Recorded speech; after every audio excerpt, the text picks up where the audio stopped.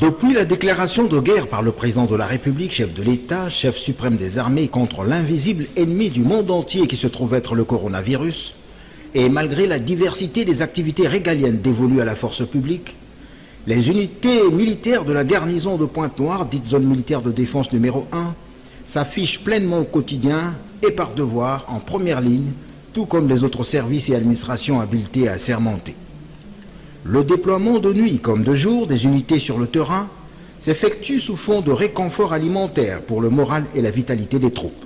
Réconfort fait de poules de chair et d'œufs, dont 900 volailles pondeuses et 1500 palettes, fruits de leurs propres efforts, sont redistribués en premier temps sur ordre de commandant de zone en cette situation exceptionnelle de mise en application stricte des différentes mesures préventives édictées par l'état d'urgence sanitaire en vigueur.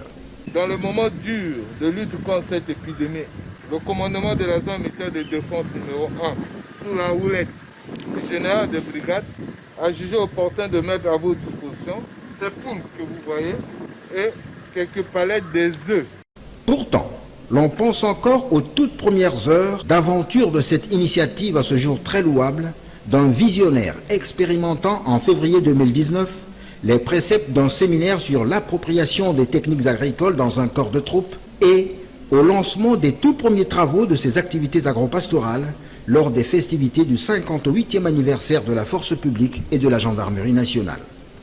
Aussi, l'homme de ce rêve disait-il déjà: l'armée est une structure régulièrement organisée. Les administrations civiles, aujourd'hui c'est la grève, demain il y a un mécontent.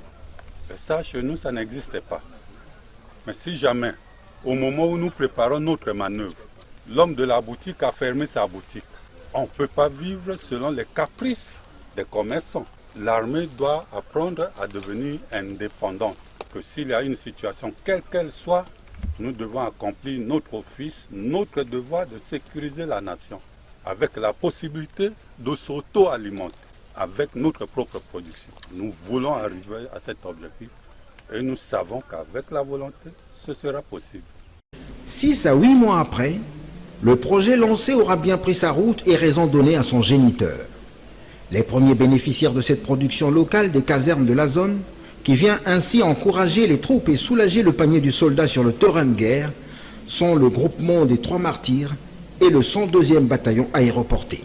Au nom de tous les personnels du groupement 3 martyrs, nous vous remercions très sincèrement pour ce geste combien loyal.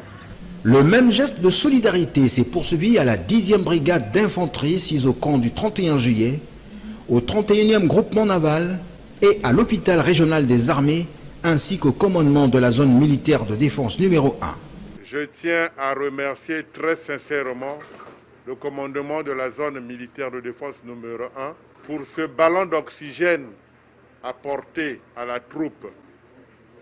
Hier, c'était un rêve et voilà que nous sommes arrivés au résultat. Ce don arrive à un moment particulier, un moment difficile et donc il jouera un grand rôle au sein des familles. Une fois de plus, merci au commandant de la zone militaire de défense numéro 1. C'est de gaieté de cœur et d'une sincère franchise que je dis grand merci au commandant de la zone militaire de défense numéro 1 qui a pensé à tous les militaires de la zone mais qui n'a pas oublié les agents de santé. Au centre d'instruction militaire de Makola, c'est le colonel Yves Baudelaire Ngongo qui a représenté le commandant de la zone militaire pour la redistribution de ces victuailles, fruits de leur propre production. Avec la pandémie Covid-19, le commandant de zone a pensé faire un don dans toute sa garnison. En pareil cas, qu'est-ce que ça fait comme émotion? Quelque chose qui avait commencé, comme qui dirait, comme de l'amusement.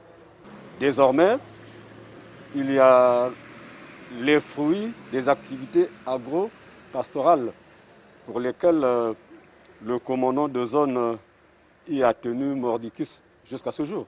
Cette première étape de redistribution a été bouclée au poste de commandement de la zone où les commandants des différents corps de la force publique ont reçu les parts de leurs collaborateurs le 27 avril 2020. C'est un geste de générosité que le commandant de zone vient de poser à un moment où nous en avons tous besoin. Nous avons des unités sur le terrain qui sont en train de travailler d'arrache-pied pour faire respecter les mesures de lutte contre le coronavirus. L'on n'oubliera cependant pas qu'en cette période de confinement, l'application des mesures barrières face à la pandémie du coronavirus reste de rigueur. Pendant cette période de guerre contre le Covid-19, je dois vérifier que toutes les mesures barrières sont appliquées au niveau de notre zone militaire de défense et au niveau de la police Pointe-Noire et Kouilou et les 2 zones de gendarmerie. Devant la satisfaction de la troupe quant au partage de ce bien commun, il y a de quoi dire que le risque valait bien la peine d'être pris par le général. Bon, même si ça n'arrivait pas, bon, ne peut échouer que quelqu'un qui a osé. Bon, nous voulons oser. Et pour un pari aussi bien gagné, le gérant des finances, qui s'attend à un investissement positif, se trouve plutôt rassuré. Le mot qui peut revenir dans la bouche d'un récipiendaire, s'il faut le dire comme moi, mais c'est le mot merci.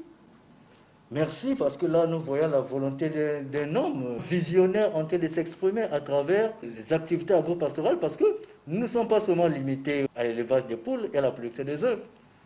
Nous avons aussi, dans la hauteur de Lombo, des étangs de poissons qui sont encore en train de se reproduire. Aujourd'hui, nous sommes à 10 étangs. Nous avons lancé aussi une baleinière. Nous avons lancé aussi la production du maïs. Donc c'est tout ça, la volonté d'un homme qu'il faut vraiment remercier, qu'il faut encourager et qu'il faut dire, mon général, courage.